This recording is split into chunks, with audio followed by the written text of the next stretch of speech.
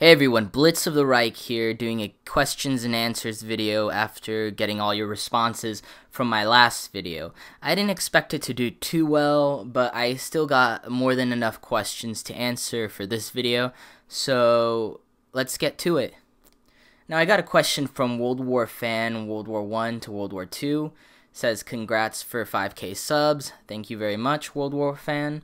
His question is, will you ever talk about other Axis members of the Eastern Front, for example, Italy? And that's a really good question because I felt TIK was covering Stalingrad, so I felt he would be the one to cover these satellite states or the Axis allies like Italy, Romania, and Hungary in the Stalingrad front because they played such a pivotal role there. However, I figured I'd be talking more about Finland. You okay, Patrick? One of my next videos that I'm planning on doing is actually one on Finnish-Soviet relations. So I'm going to be covering how their diplomatic relations have lasted from the advent of the Soviet Union, up until the collapse of the Soviet Union, and this will include the Winter War. However, I do want to get into more things like winter warfare and that stuff. So I feel like there's a divergence. TIK covers Stalingrad, but I'm mainly covering the Moscow axis of the war, and probably will be covering more like the Northern Front. So I think that's how it's going. Now, Quillinic History, a person I may do a collab with, he's probably going to see this, says, congratulations, Blitz. How and when did you get interested in Russian/Eastern European history?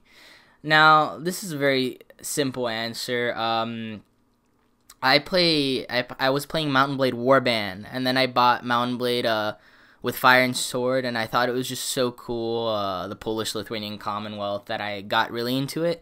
And I was taking AP, Advanced Placement, European History course in high school at the time. This was about 8 years ago. No, sorry, 6 or 7 years ago. So I took the course, but my teacher didn't really know too much about Eastern European history. So she needed like a teaching assistant. And AP European History is kind of like a university-level high school course, so I actually was like, I'll help, and I ended up giving a few lectures to my fellow classmates on like Russian history, and mainly like Polish-Lithuanian Commonwealth history. So that's kind of how my passion first came up, and then it just proliferated in university. So the next question, hey Blitz, this one's from Jethro Vaningen.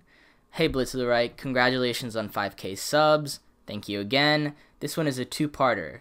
How did you get into military history, and why did you think so many nerds/armchair generals like us are so morbidly fascinated by warfare? So I got into military history, as I said before. I actually, since my mom's family is Jewish, I've always been exposed to like World War II.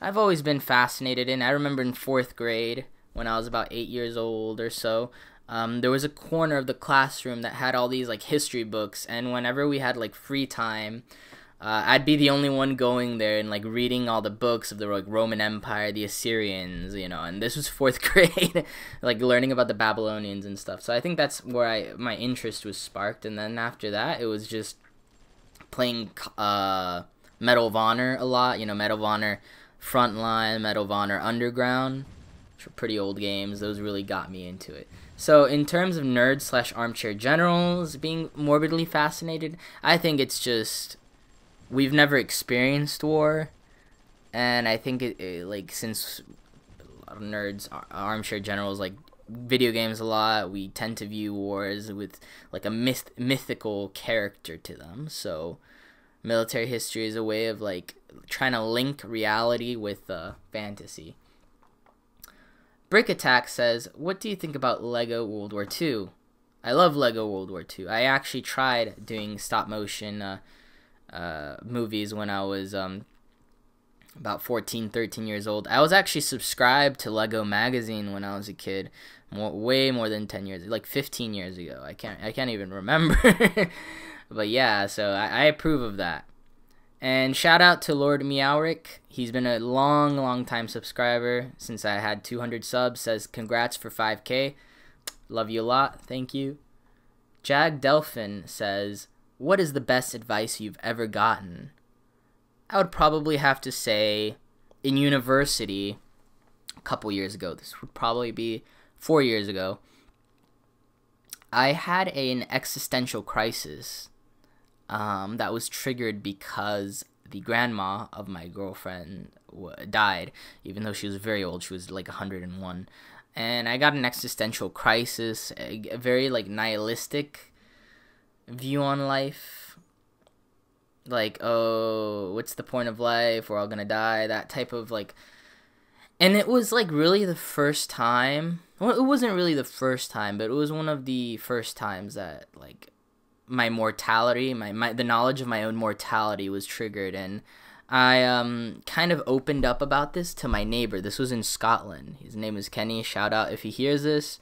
And he really gave me good life advice because he worked as a nurse. He's ex-military but works as a nurse and sees like cancer patients die all the time. So he really gave me good advice to just like that death isn't really something to fear and whatnot, and like really that's the most powerful emotional advice someone can give you when they're honest about you.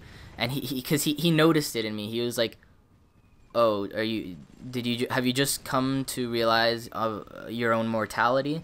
And just that assurance really is something that's so personal but valuable. I hope that answers your question. Valley Rusev says, congrats. Thank you. I really liked your How Hitler Saved Army Group Center video. Are you planning to do something similar? I've already sort of replied to this, but I'll reply again. One of my patrons wants me to cover Operation Bagration, and it has been a period in World War II that I've really wanted to cover, especially since my profile picture is of Konstantin Rokossovsky, the commander who led Operation Bagration, and I've talked about Deep Battle a lot. And yeah, I've been thinking about covering the link between Deep Battle, military doctrine, and Operation Bagration. So I've been wanting to remake a new Deep Battle doctrine video, but I've tried not making this channel too narrowly focused in military history because I think it's a bit one-dimensional. But to answer the question, yes, I will do one, but probably on Operation Bagration. Now, Knight of the Long Knives says, one historical figure that's deceased you'd love to have a conversation with. This is a tricky one. I'd probably have to say Alexander the Great. Really, it's either him or Napoleon, but I think it's closer to Alexander the Great. And I don't know if it's because of Oliver Stone's movie, which people give a lot of historical flack for the historical authenticity, but like Colin Farrell and the guy from 30 Seconds, Jared Leno. No, not Jared Leno. What am I talking about? Requiem for a Dream, the guy who's in that in 30 Seconds to Mars. Well, anyway, I think their chemistry was so good together, and I think Alexander the Great in general has such a wide vision of the world that I think it's so poetic the way he wanted to integrate Greek culture and Persian culture and different cultures. It's really the predecessor to like federalism, to supranationalism, if that makes sense, like in the European Union. So I think I'd probably have a conversation with him. Astro Alex says, what inspired you to use this name, taking into account that you make military history in general and not necessarily focusing on Nazi Germany? It's just a name I had for a while. I had an old YouTube channel. It was actually a very popular German military march music channel because I really like the joyous nature of German military music. However, I deleted that channel because it started attracting a lot of Nazis, and I felt that was contradictory to my principles. I felt it didn't feel like it was going in the right direction, so I ended up deleting it. But that was my username, since it was more related to Germany. I just thought it was a cool name, Blitz of the Reich, like destruction of the Reich.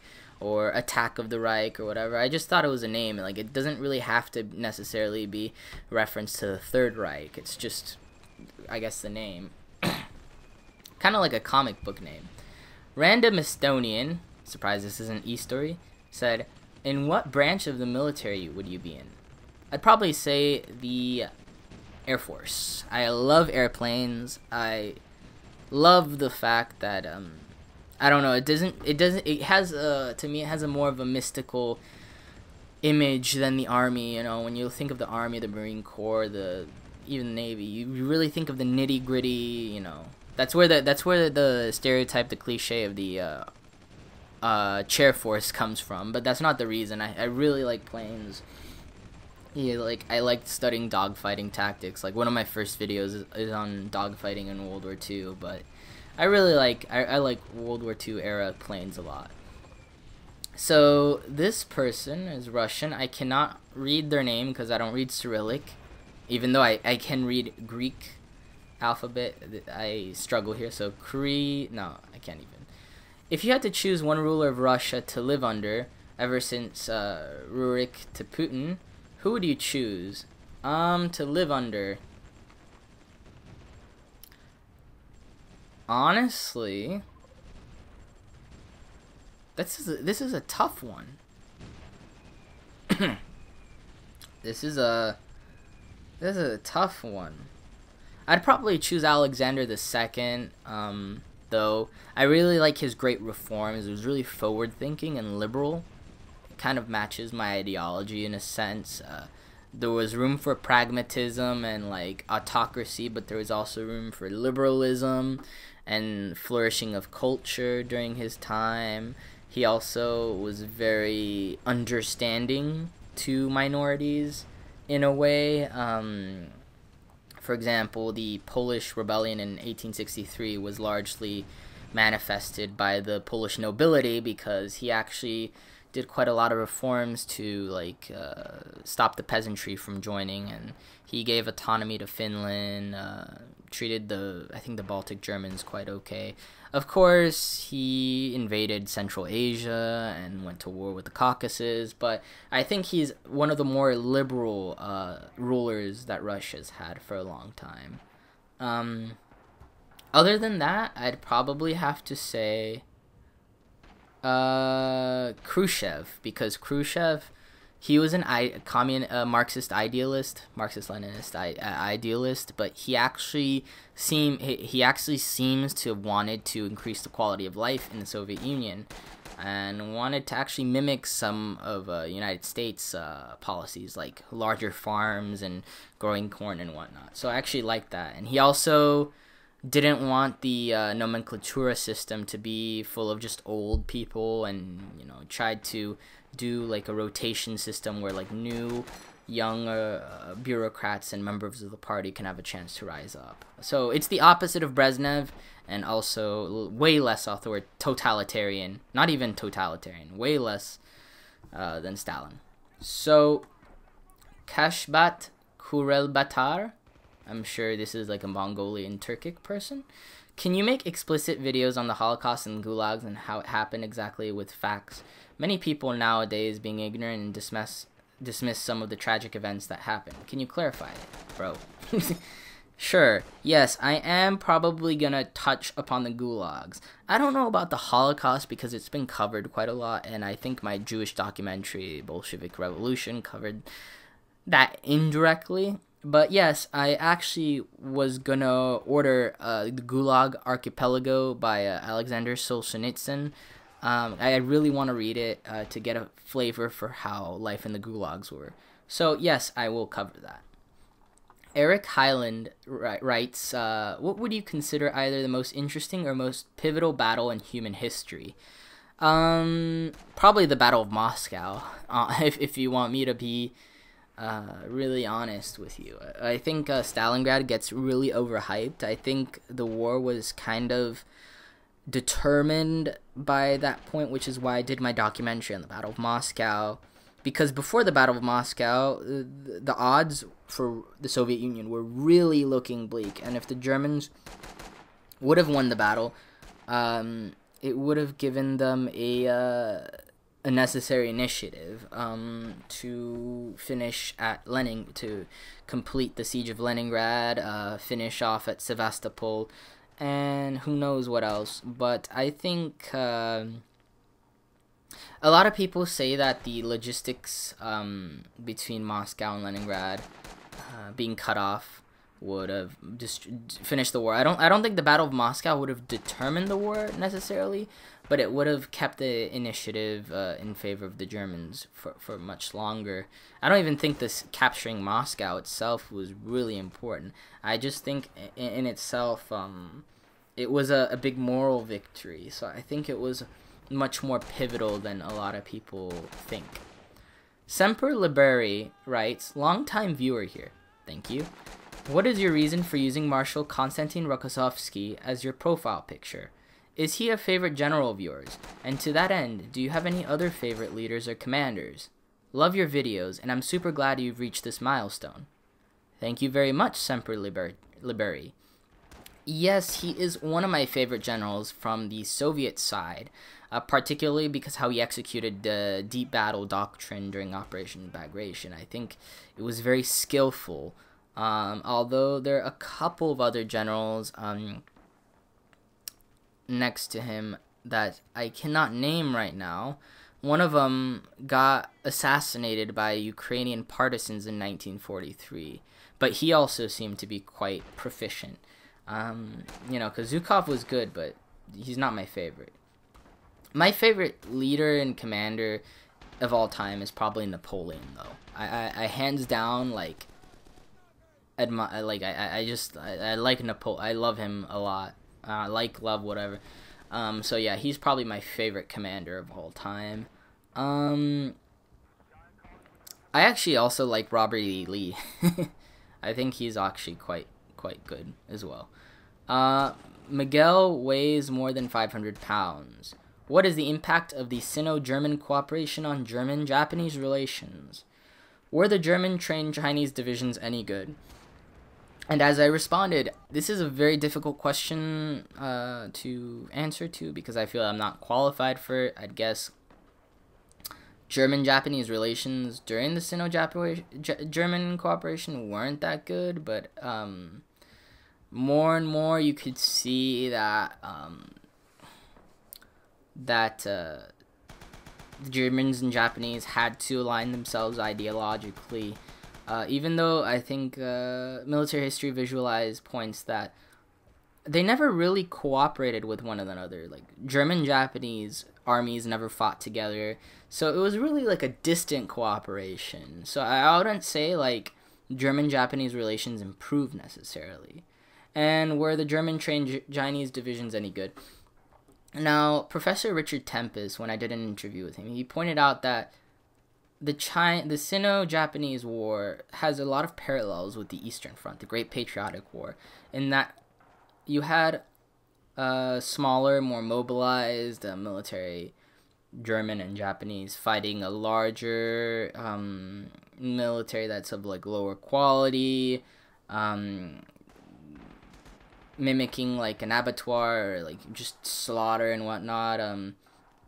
The scale is just immense. So I couldn't answer if they were trained well, but they won, so I think it was sufficient.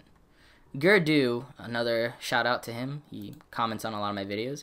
What about Brexit? I guess I am sort of a Brexiteer, but I am a softer Brexiteer. Like, I'm a moderate.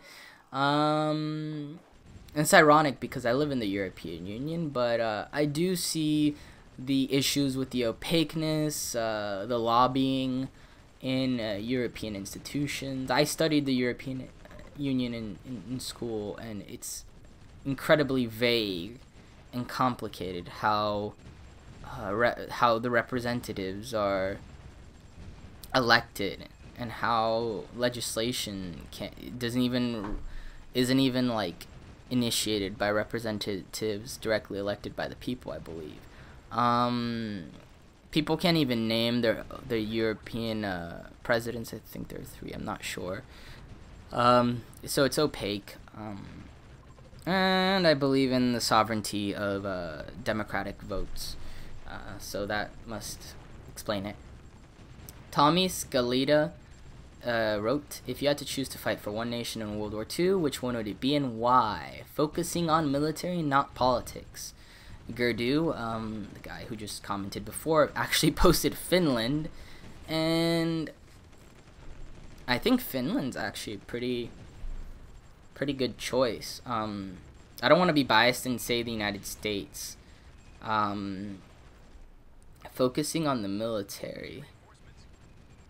God, that would be hard. Maybe the United Kingdom, since I love airplanes so much, and they fought in the Battle of Britain, and they had a pretty damn good Air Force. Maybe Hawker Hurricane Mark II, Spitfire Mark 8, I think, Mark 5. Those would be pretty good planes. So Kashabat Kurelbatar also wrote. Again, he wrote, are you a Trump supporter? I actually have a video that I made private of me being interviewed by the BBC. Welcome back. Well, as the protests overnight displayed, there is considerable opposition to the new president-elect of America. Yeah, I was initially not pro-Trump, but I slowly became pro-Trump because just Clinton's campaign has been too negative for me, and I felt like she's painted half the country in a negative fashion, and she hasn't issued really important concerns for a large part of the population. I'll be very transparent with you guys. A lot of you, you viewers who are more left-wing will probably look at me with distaste.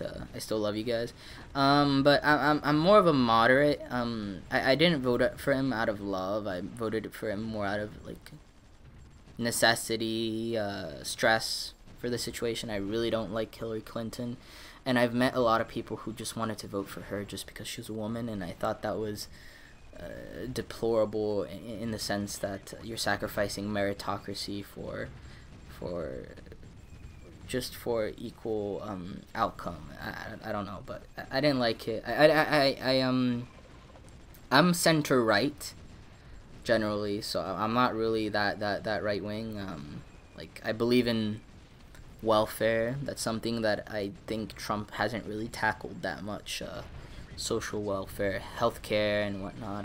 But I also do believe in the populist message of not necessarily securing borders, but maintaining the cultural element of a country, but without the appearance of bigotry. I think immigration is needed, especially from other countries. I'm fine with that, but I think assimilation is key. But at the same time, we need to be open-minded and take good ideas from other cultures when they come up. So I hope that answers the position in a diplomatic way. Matthew Trimble writes, what made you want to start making YouTube videos? Well, I've always made YouTube videos. I first got into YouTube when I was like 12, 11. No, actually, no, younger. When was it?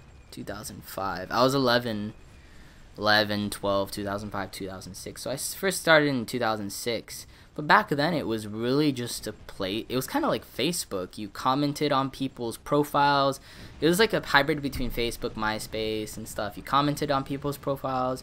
You made really bad videos, and like the community was smaller, so it was much more like tight knit. If it makes sense. I remember I was friends with a YouTuber, Super Ed 86. When he had like just a couple thousand subscribers. Now he has like hundreds of thousands, and I knew him when like he first started back 2008, 2006, 2007. So it was really cool. So I've always been making YouTube videos. So I just wanted to make them in a more professional academic way because I had a bunch of books that I bought in university, and I started reading them. A lot of them were like on Russian history, and that's how I fell further into the deep love for Eastern European history. So now the final question by Marshal Communist Warlord. So are you gonna spray raid on me? Winky face. Probably, yeah. I told you in the other video that I was gonna spray raid on you. I'm probably gonna keep my promise, but I still love you. And yeah. Goran Gruev says, what happened to the Mensheviks? Well, they kind of just got banned, I believe, from being represented during the Russian Civil War by the Bolsheviks.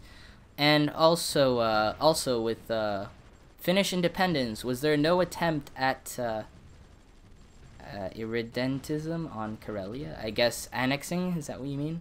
If there was, why didn't they try to take it?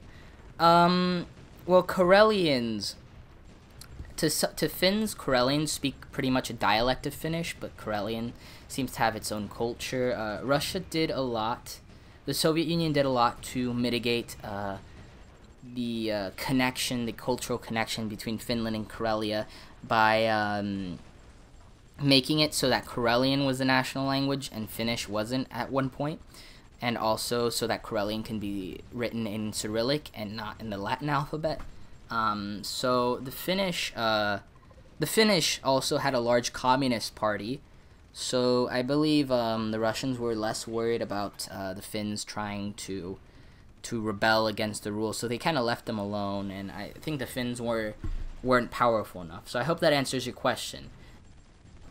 For my final question, I got it from one of my patrons, Anthony de la Garza. He writes, "Why do you think it took Russia so long to modernize?" I believe this involves institutions and technological advancements having to do with the fact that Russia is a very sparsely populated and vast country where there are a lot of different ethnicities and linguistic groups, but they're not all crowded together like they are in Western and Central Europe in order to facilitate the exchange of different ideas and to sort of force autonomy in a sense. Well, actually, no, not force autonomy, to force the exchange of ideas and technological innovation. Because, for example, in Western Europe and Central Europe, you had the Reformation with Martin Luther happen because because a lot of people were tired of Latin being used for, the Catholicism, and they wanted to use their local religions.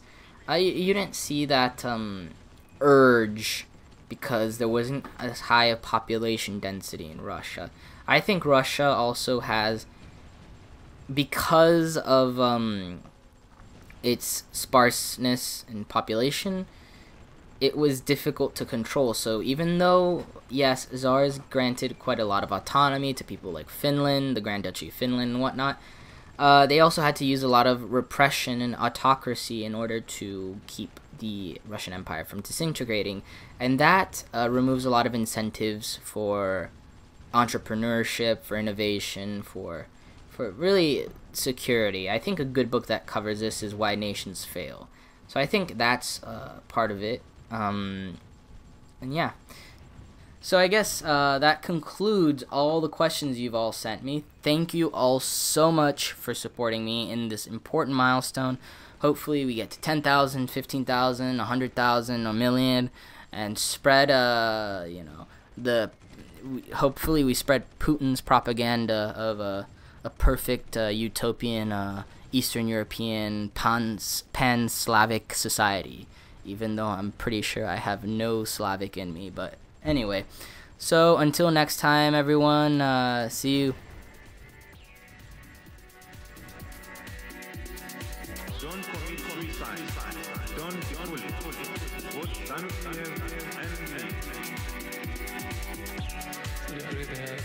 and